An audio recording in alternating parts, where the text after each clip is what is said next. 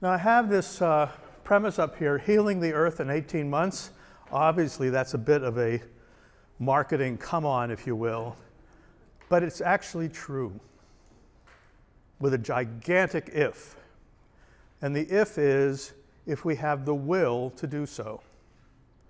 And I'll explain more about that in a minute. All right, so this diagram many of you have seen, and we've seen variants of it today, but I want to just use this moment not to talk about conventional, green, or sustainable. I think we all know that sustainability, as it's currently practiced, as Bill McDonough says, is a slower way to die. And we need to do more, hence we're talking about regeneration. But we're using the word regeneration in all sorts of loose, I will say banalized forms. I'm not sure even I like to use the word regeneration anymore because, let's call it Fred. I don't know. Call it another name, because right now regeneration is being used as a synonym for restoration. We regenerate soil, we regenerate a forest. And that's accurate, but it's not the whole story. What you are doing with restoration is you're restoring an ecological subsystem, a wetland, a riparian corridor, a beach dune system, a woodland. You're restoring that so it has the self-organizing capability to evolve. That is the definition of restoration, the self-organizing capability to evolve. So what's then regeneration? Regeneration means that you are regenerating your relationship with that system over time. When most of us are using the term, as I've heard today, the term regeneration, what we are really meaning is generation. We are generating a new relationship. The question is, what do you do in 10 years? How do you maintain that level of engagement? When you get married, you're generating a relationship, or you're dating somebody, you're generating a relationship. What happens when you have a violent or terrible, mean-spirited argument with your partner? Do you walk away, or do you regenerate it? And I think all of us have to regenerate relationships, no matter who they are, whether they're friends or colleagues, maybe even our dog. We have to we realize, oh, we got upset, and I'm sorry, I didn't, you're bad, but we got to work on this together. So the whole thing is, of course, with my wife, I do that, unfortunately, a little too frequently, but we make up, we go on, we forge a new path forward. That's regeneration. How do we do that with life is the question. So another way to characterize this, you can look at this lower one, this conventional practice, just one step, building our buildings one step better than breaking the law, as extract value. We extract nutrients from the soil with our food growing systems, with our monoculture food growing systems. We extract ore from the earth for our materials. We extract spirit from our employees if we're rotten bosses, right? We're abusive. So that's an extract value paradigm. Of course, it can be, you can exchange value too, which is much better. But the extract value mentality is a dominant paradigm in our culture. So now we go, what are we supposed to do? Well, let's stop that. Arrest disorder, slow down the damage. And this is pretty much where LEED resides.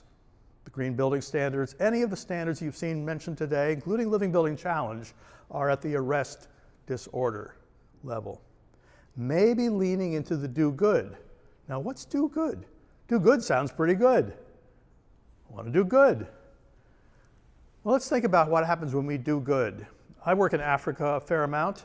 I see the international banking community and the World Bank come into Africa and imposing an idea of Eurocentric and North American-centric good on Africa or Central America or the Caribbean. How's that working out for us, folks? I was working on a project in Ghana. This story is actually a fairly well-known one, but the Gates Foundation donated a well to a community. The well was never used. You heard this story? Just curious. So the reason the well was never used is because the women used the 3-mile walk to the river as the time for their socializing. They did not want to hang around the village anymore. They wanted to get out of there, get rid of the men, and have a good conversation. So there was no cultural appreciation of what that well was for. So when we are posing our idea of do good on somebody, it's a form of colonialism. Until we do what? Unless we understand the inherent potential in every living entity and ask them and understand them on their own terms, which requires an incredible amount of humility on our part, which I think we could all say that as a culture, we're pretty lacking. So right with this point alone, we begin to realize that regeneration is not about just what we do, it's who we are and who we're becoming. So here's the definition of evolved inherent potential. Whether with people or life sheds, more than just watersheds, life sheds, every living entity asks that we approach it individually to reveal and support its unique potential. Just like a child. Every child is different, every place is different, and are basically, until we spend the time getting to know that individual entity on his or her or its own terms, we are likely imposing an idea of good on a system that isn't asking for it. Nature wants to recover its own potential if we let it, if we let her. And every place on the planet is a different living organism. Our premise is that every place is a living organism. And how do we work with living organisms on their own terms? It's unique identity and unique potential. Elinor Ostrom, the Nobel laureate in 2009, you're all familiar with the tragedy of the commons, Garrett Hardin's article about, pretty much what we're doing on the planet now. But Elinor Ostrom proved that if we work and manage our planet in the context of places, the largest manageable system that we can see as a community, we will self-organize for health. So the planet is too big, it's too abstract, there's no CEO in charge. We can't save the planet, but we can save the planet place by place. And that's the premise of this work, is how do we engage community members with the natural systems that support us in this dance of reciprocity and relationship. So to give you an example about how this works in real life, and this is kind of an old standard example I use because it's so simple. In 2000, we were asked by the Brattleboro Food Co-op in Vermont to do a LEED Gold grocery store, I think 2001. We said, do you want LEED or do you want sustainability? Because there's a difference. LEED is not sustainability. LEED is a green building, leading us towards a path of sustainability, but no LEED building is sustainable in and of itself. No thing is sustainable in and of itself. The second law of thermodynamics takes over, things rust out, die out, fall apart. So the first thing we did, we were working with a grocery store. Where's the food come from? And we did a quick 5 minutes of research, and the average bite of food in the United States travels 3,600 miles. Now, what did it travel before the Industrial Revolution? Maybe 10, 20. Oh, and also the inherent potential. We got to know Brattleboro, Vermont. It's a foodie place. It's a working landscape place. They have the biggest festival of the year is the March of the Heifers, just to give you an idea. How many towns have that? So food is very central, food and agriculture. So it was a logical place to build on that impulse. And so we had the first meeting with the executive committee, and we said, before we start the meeting, let's take a walk through the grocery store. The first bin of apples that we came to in the produce section, we turned over the apple. Where do you think it came from? New Zealand. Strawberries from California, blueberries from Chile. It would not matter what we did to this building in terms of energy efficiency, not to mention all the other things that we do with LEED, that compared with the carbon footprint of that food cycle. We looked a little further and found that almost every farm that had existed 50 years ago had been abandoned. The soil was depleted, the income stream was terrible because of globalization. Oh, and we also asked the question, what happens if there's a truckers' strike? And they said, well, we're out of business in 3 days. Not a sustainable grocery store. What happens if Whole Foods moves into town? Well, probably out of business in a year. But we were tasked to do a building. And what we were working on now is the system within which the building is working. So this is the beginning of the solution, or a forward direction anyway, is to find out what farms were there and what farms were abandoned. And most all of those green splotches, light and green, are abandoned farms. The best soil in Brattleboro was in downtown Brattleboro. They said, well, we built in downtown Brattleboro. No, you haven't. You've only built over 35% of the land. Where did most towns feed themselves in World War II? Victory Gardens. So why don't we plant our yards? Well, okay. So this grocery store was programmed to become an agricultural and soil extension service to teach people how to grow their own food again. This is a cooperative, so you could actually do this. A cannery, so they could can their food. A daycare center to take care of the kids. A forest extension service to begin to restore the soil in the watershed. What else? An abattoir for hunters to dress their meat, because it's a big hunting area.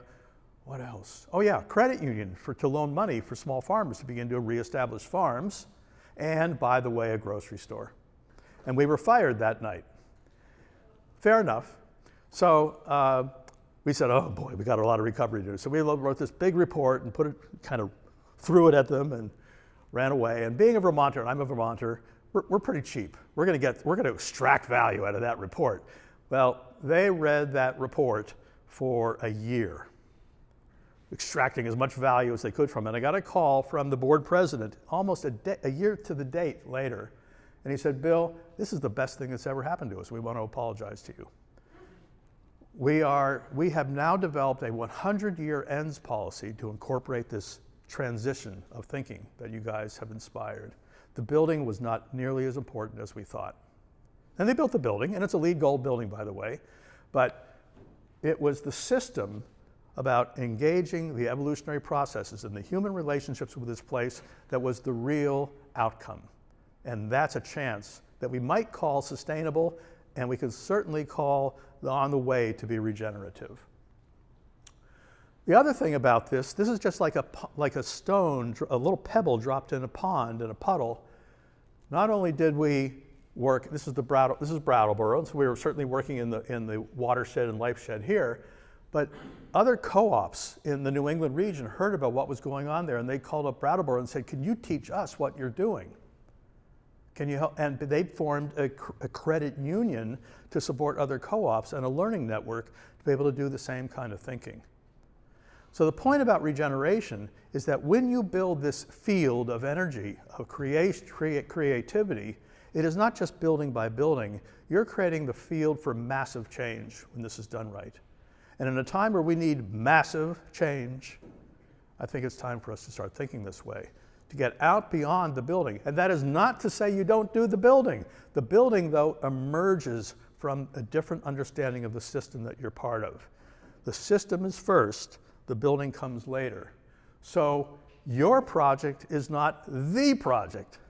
The project is the system. And my premise and plea to all of us is we need to be engaged in the system first, and then we can understand. And I could tell you multiple stories about not building a building as a result of doing this work. So the project is a thriving living system with greater diversity.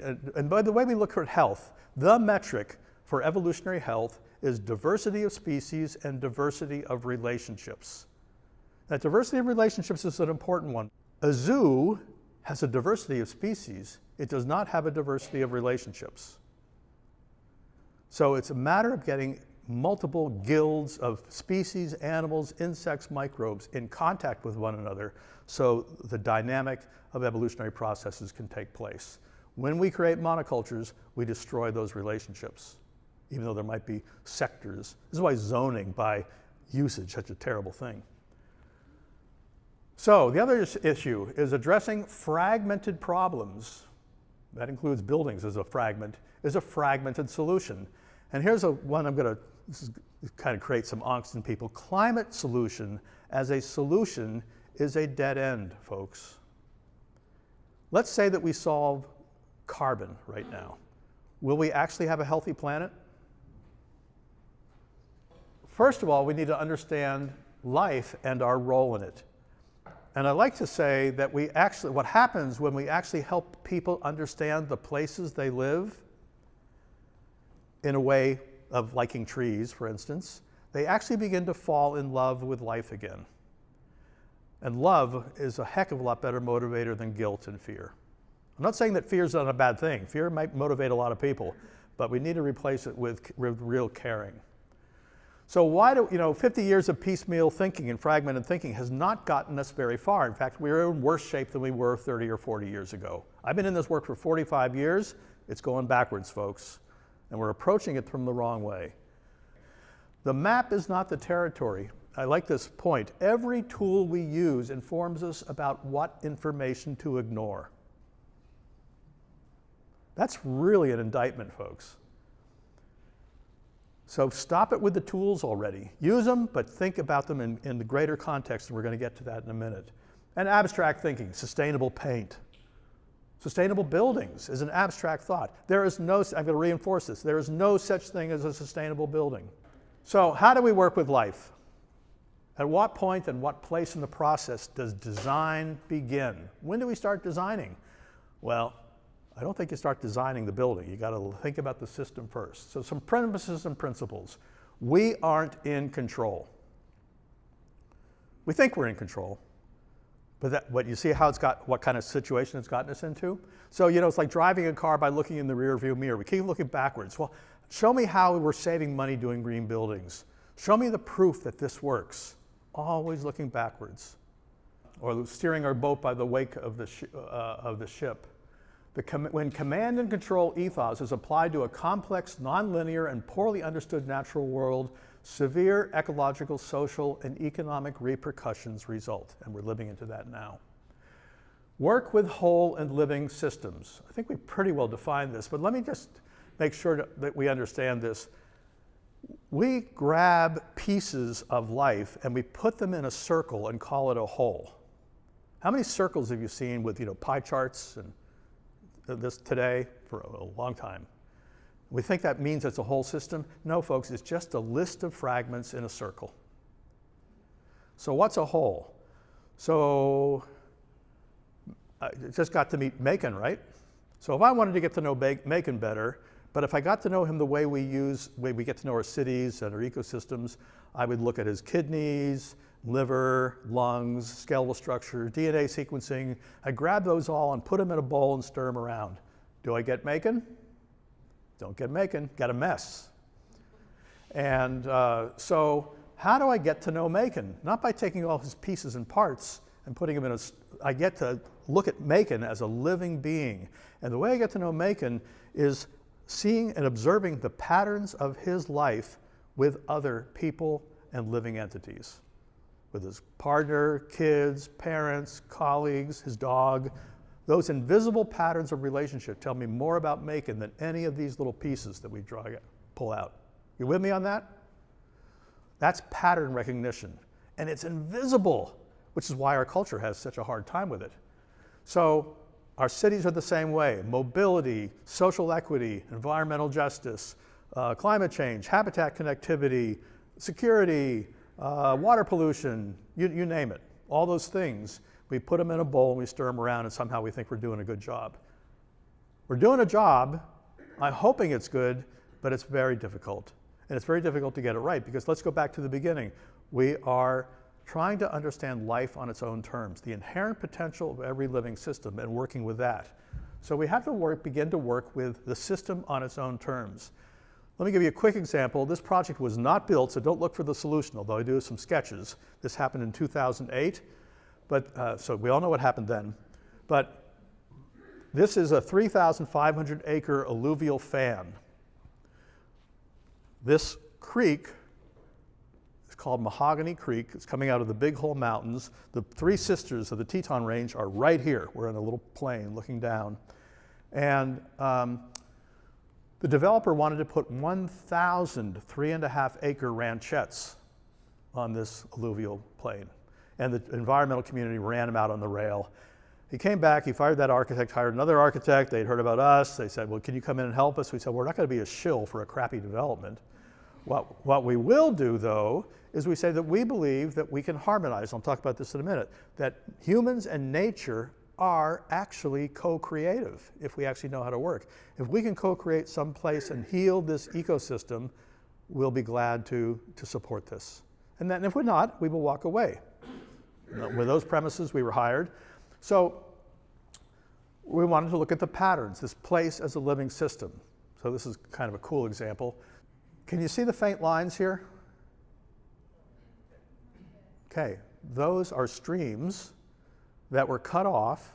This Mahogany Creek is quite a wild creek, but in the 1890s, the farmers came, they dammed this creek up to irrigate this field, and this is the remnant of Mahogany Creek right here. It barely has enough water to reach the Teton River. The Teton River was one of the great salmon rivers of the world, no longer. This was a prairie savanna, now a monoculture of barley and turf grass, and the Big Hole Mountains are here. So we asked the forest ranger, how's it going? He said, well, it's terrible. Well, what's happening? He said, it's been dying for 100 years. Well, when? Ever since the farmers built the dam. Well, what happened? He said, well, the salmon used to swim up here, spawn, die, and the animals took the dead bodies and fertilized the entire ecosystem. So when that stopped, we lost the nutrient exchange. And the yellowtail cutthroat trout as well. So when these connection got cut off, all the insects, birds, animals, megafauna, otter, beaver, fish, could not create this exchange, this nutrient exchange, and the place became flattened. So 3 systems were killed this way. The Teton River is a dead river, the monoculture plain is a dead plain, and the Big Hole Mountains are dying. So again, we're not paying attention to the system. What is the system saying? So when we presented this, what we came up with is the essence. I want to get to know Macon, I want to know his essence.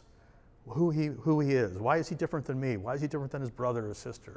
That's pretty fun stuff. That's why we people watch. We love to people watch. Well, this is place watching. And this place has an essence characteristic that we defined as the living bridge, that this place wants to function as a living bridge between the Teton River and the Big Hole Mountains. Does that make sense? So we explained, in about this amount of time, we presented that to the developer and his architects and engineers, and they were all good old boys from up there and said, yes, that's what's going on. And within a half an hour, those 3,500 3.5-acre ranchettes began to compress to very narrow wedges of homes. Same amount of money, less costs, but basically same amount of margin that they would earn. But that allowed, with 500 meters between these wedges, that allowed, and also taking down this dam, that allowed the water to be rewatered, the connection to be remade. The 500 meters between them allowed animal connectivity to happen, especially wild animals who are not spooked by that kind of distance. And anyway, if this would, I don't recommend that development as a solution, but in the absence of $130 million, which is what NGO or nonprofits would have had to come up with to buy this land from the farmers that are going bankrupt, it was a pretty good deal. So that humans and nature can actually be seen to actually co-create together. The same thing goes for urban patterns. Maybe some of you know Jane Jacobs' book, Death and Life in Great American Cities. Her classic example of the essence pattern of this neighborhood on the Lower West Side was eyes on the street. This pattern of life, if we had come along and put a Living Building Challenge bank building right here, patted ourselves in the back for doing a great Living Building Challenge building, we would have destroyed this neighborhood, because this neighborhood depended on people paying attention to what was going on in the street and that interaction, that close interaction. So without knowing if we don't take time to know the essence or intrinsic nature of a place, we can actually destroy life. So that's the beginning of a journey of working with living systems. So place is the largest manageable whole. Anything bigger, and by the way, the definition of place is how big is here? How big is here? And people love to think into that. Is that town here? No, we never go there. All right, cool. Now we know, kind of getting an idea. There's no dotted line on the ground, right? But people know where here is and where there is. And that's the beginning of understanding what we have responsibility for. So, okay, we've talked about working with wholes, and now we're talking about working with potential, because all life has potential. It doesn't have problems. Yes, we can define them as problems, but when we work with the potential of life, we actually are way ahead, because life runs up. It wants to diversify. And so this healing the earth in 18 months, we have never seen a project when they implemented these ideas where we did not see a positive, beneficial complexity of natural system relationships occurring within 18 months. And by the way, with social systems. So I go back and ask our clients, so when did you first, what kind of time did this save on your projects? The answer for like 3 or 4 projects in a row was 18 months. Where did that come from? I'm talking about from a $10 billion wastewater treatment plant to a private school, all said 18 months improvement in time of approval. So I was talking about this with a friend out in Vancouver, and she said, well, you know why? I said, no, I don't know why. She said, well, she's a Hebrew calligrapher. She said, well, 18 in Hebrew is chai, which means life. Well, I don't know what you do with that, but you can put that in your pipe and smoke it. But nonetheless, I think it's pretty fun. 18 months. So what gets in the way is our willingness to even try and our willingness to engage the system. So how do we engage the system working with potential? First of all, most of our projects come from this framework, which is called the Law of Three. It's been around for thousands of years. All life can be seen as an activating force, you want to build a building, and a restraining force. NIMBYism, budget, gravity, you name it. Something gets in the way. And what do?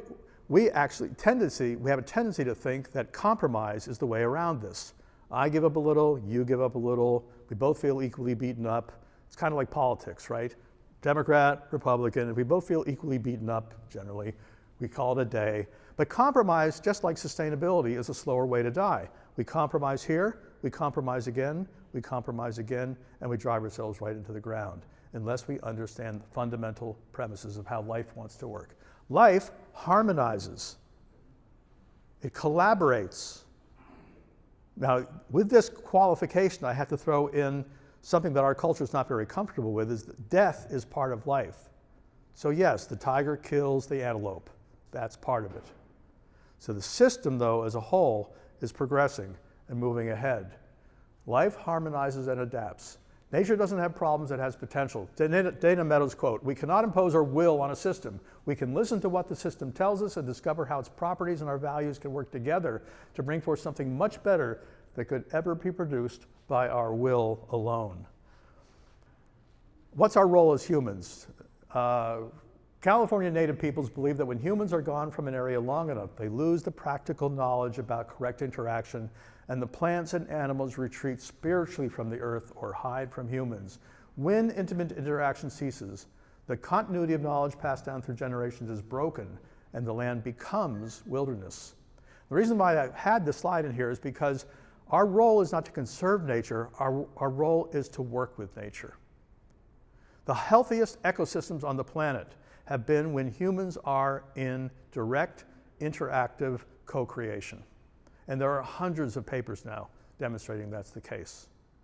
The native peoples from the North Carolina to Nova Scotia was a chestnut, hickory, oak forest until European settlers got here. When European settlers got here, they extirpated the native peoples. Get out of here, we know all the horror that that's all about. And when they did that, they got rid of the land managers who knew what they were doing.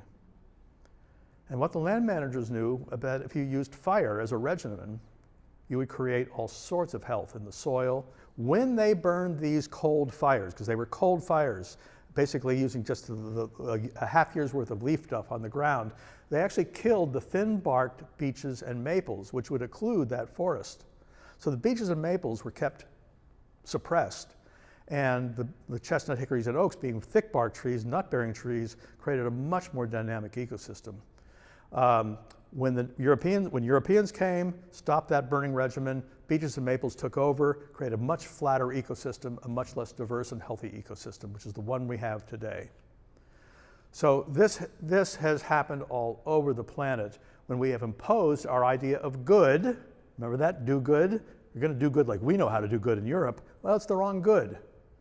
And we have to take the time to get to know that place and that culture to understand. We were asked in 2006 to work with a couple in just south of Zihuatanejo, Mexico, on some very cheap land they planted a monoculture of palm trees to make palm oil as an industry in Mexico in the 1920s and 30s. Monocultures flattened out, collapsed the industry, everybody went bankrupt, land is cheap. So they bought this land, and what do we do with it? Well, we get to know the land on its own terms. So the first thing we found was an Aztec pyramid that no one knew about.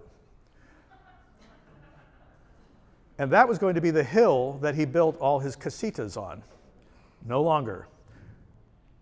One of the things that he learned, though, from this was we got to know the villagers on their own terms. And this is the village of Juluchuca, 500 people in this village, a dying village, teenagers moving away, young adults moving away, a little bit of coconut-related businesses.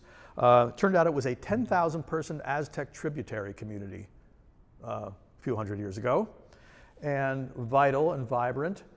So we talked to the villagers, the indigenous peoples. And David Leventhal, the owner of the property, fell in love with these elders because they were so smart and so wise and so nice.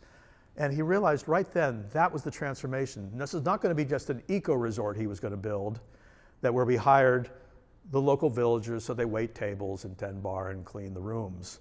He said, we can't do this. We have to be the village. And that was a gigantic concept shift. And as a result, became known as one of the grandfather project for the regenerative tourism business, or regenerating tourism as a force for good. So because so that relationship was there, and he said, well, we have to move our casitas down to the beach dune, the barrier dune system. We said, no, you're not. He said, well, yes, I am. I said, no, you're not. We're quit before we do that. Because the minute you put a nick point, like a foundation in a barrier dune, it's destroyed, the first big storm. So he said, listen, Bill, you said you could harmonize anything. So I said, yes, I did. He said, so I expect you to harmonize. So it was a good challenge. And within 3 hours, we got it harmonized. What we realized is that there are palm trees growing on that. And the palm trees are actually webbing and knitting this dune together. Why don't we build tree houses on these palm trees, meter-high tree houses? Pretty good resolution. It made it even a cooler resort. They sway a little in the wind. Waves go underneath it. If they do get destroyed, they're easily built because we're building it out of all the local materials. See the guerrilla structural engineering testing we were doing. Fun stuff. So that was the solution. And basically, let's keep going. But in addition to this, not only did he get cool casitas out of this, he became so ingrained in the village and the community that we started educational programs, biodynamic farming, organic farming. The turtle poachers in the lower right-hand side who were eating those turtles are now the protectors. They were hired to be wardens, and they are great wardens. This is another example of reconciliation. You can make these problems into good. And the way David considers it, Playa Viva is not a hotel, it is a project that builds relationships, which is a pretty cool outcome. And the best metric is the young adults are moving back and the teenagers are staying. That is the metric that's basically answers the entire benefit of this system.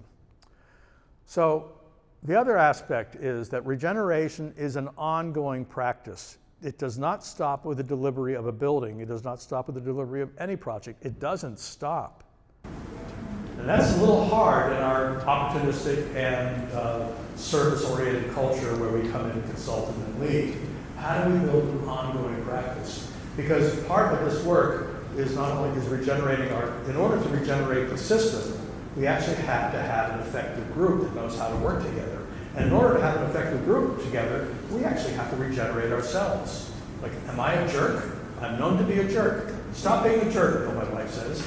So, okay, good. I need that advice because then I'm more effective with the groups I'm working with, and the groups then are more effective. And so, basically, this is not about a new religion. This is not about demanding people conform in a certain way. This is about asking people to reflect on who they are and who they need to be and to be conscious of that.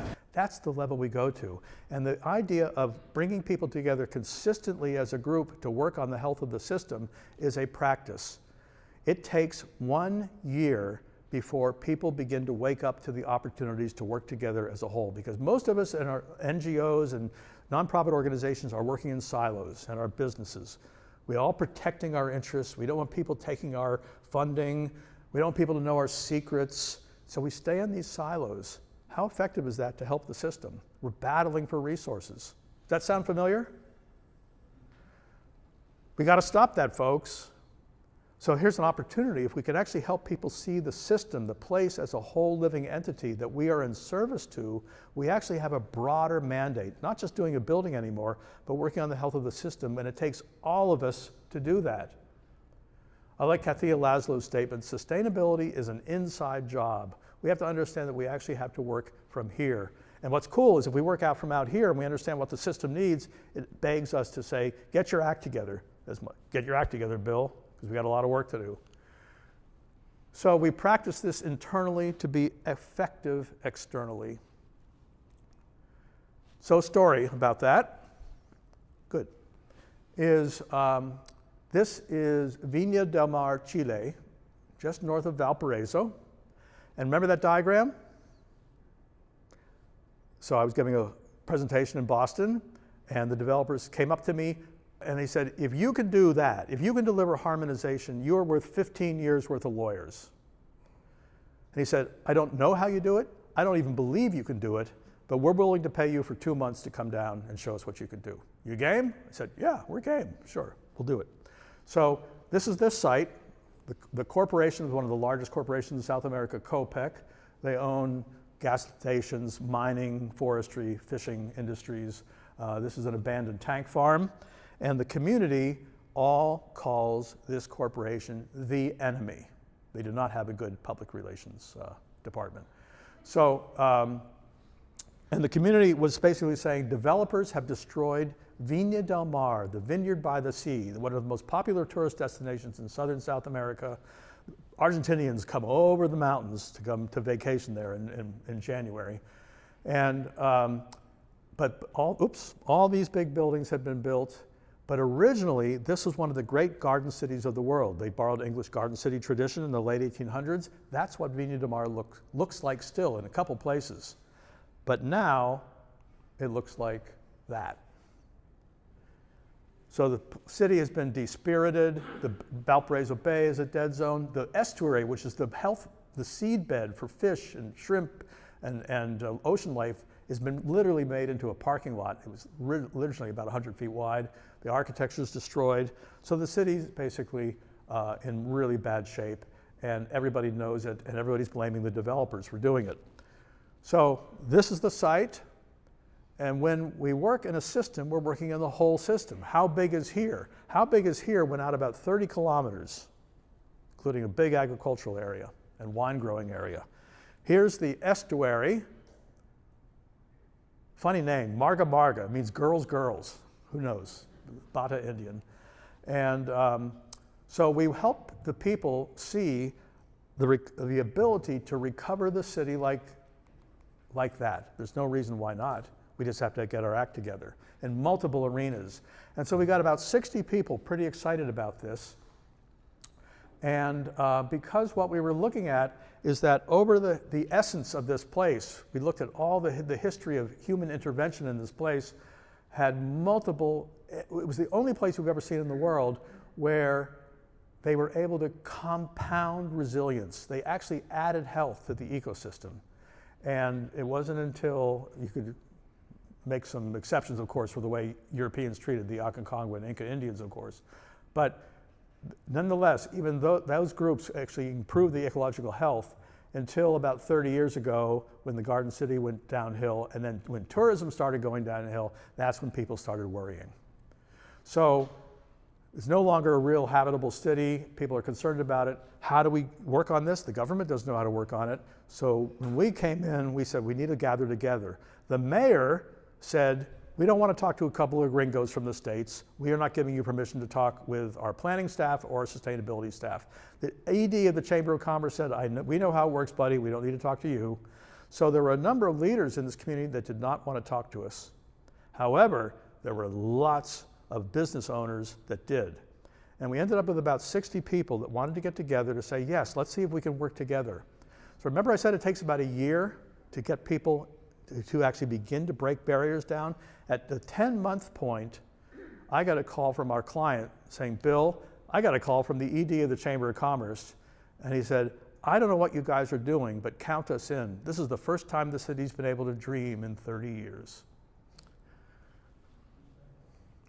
18 of the activist groups went from negative to being supportive and enthusiastic. And the reason they did that is because we were working, instead of a transactional relationship, the typical developer relationship is, we're going to build this building, and we're negotiating with you. We'll give you a swimming pool if you let us build our project. We'll cut down 2 stories on our towers if you let us build our project. We'll support your youth program if you let us build our building. Does that sound familiar, by the way? So that's a transactional relationship. This is when the lawyers come out. So we said, no, we don't work that way. We're all going to work for the health of the place, the city and the ecosystem. The developer is no more important or less important than any of the other activist groups.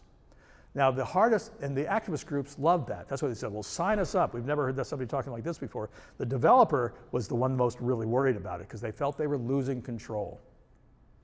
But in fact, this is what gave them control, because being in relationship for common purpose is what gives us an ability to start solving problems creatively. Now, remember I said it takes 1 year to begin to change? It actually takes 3 to 5 years for the change to be permanent. I was just in Barbados 2 weeks ago. 4 of the main planners in Barbados, from the international development community and the Barbados planning community, all said the same thing. They said 5 years. You gotta be working with 5 years. So let's not think that we're delivering sustainability or regeneration by building a building. We're using these buildings as acupuncture points to engage the community in a new way. That's the beginning of a regenerative relationship. And by the way, I was talking to a Kundalini yoga master who said, oh yeah, we say the same thing in Kundalini yoga. 300 days to begin to change, 1,000 days to shift permanently. So similar kind of thinking. So this is a continual process of this kind of work. We build collaborative field. This is about a field building exercise. We talk about scaling a lot. This is not about scaling, although scaling will happen. When we create an energy field, and I know that sounds a little woo-woo, but it's really true. When you walk by a good party in a neighborhood, and if you're a party animal, are you attracted? Yeah, I want to go to that party.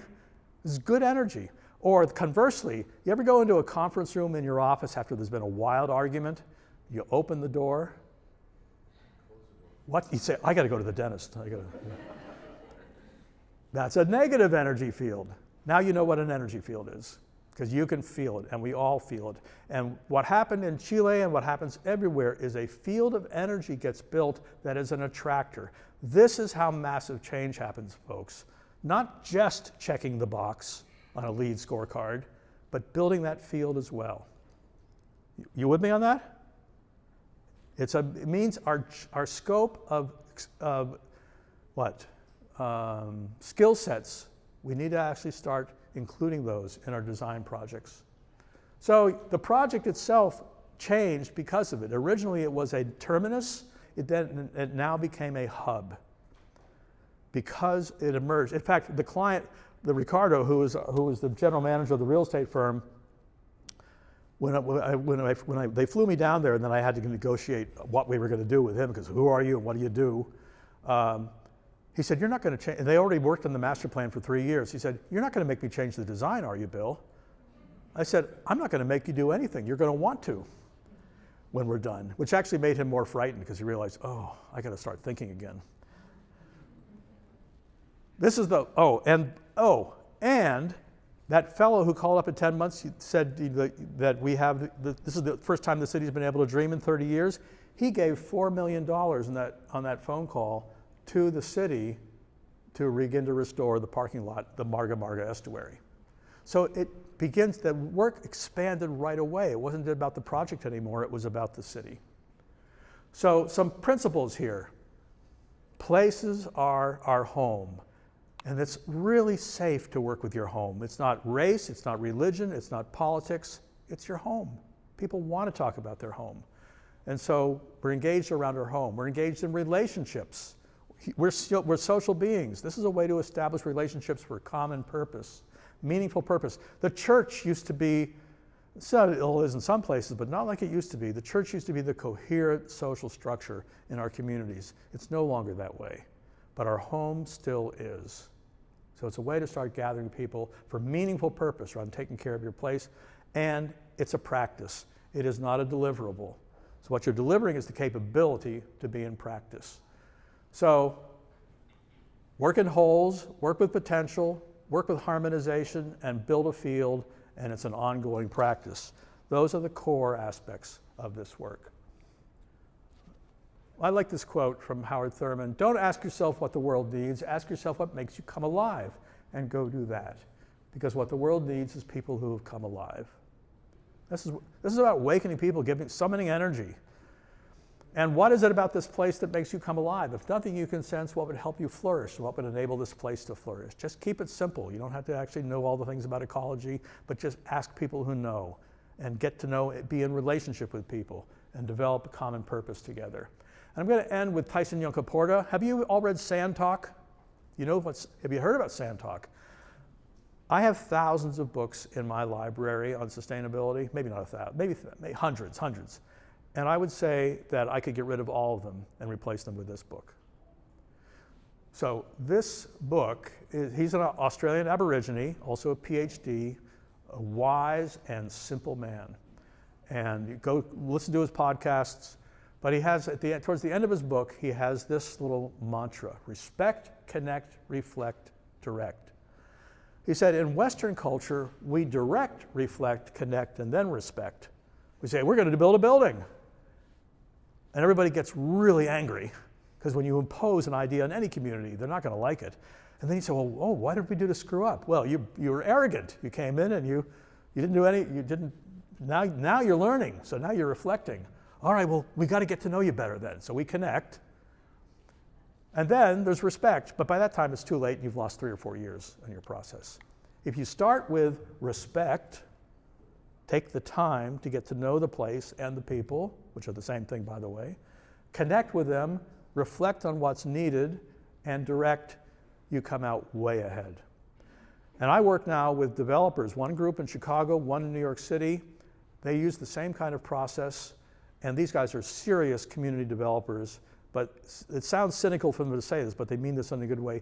They say, we laugh all the way to the bank, because they get approvals where no developer gets approvals, because they relate to the community first. They buy property, they do not propose an answer, they do not propose a solution. They say, the one thing they say, and we say this in support of our developers too, the developer deserves a profit, they're taking a risk.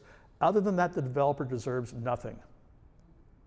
We need to figure out what we're going to do together to harmonize what the community needs and what the developer needs. And that's a magical relationship building formula, folks. That's the beginning of a regenerative relationship, and it will stop there. Thank you.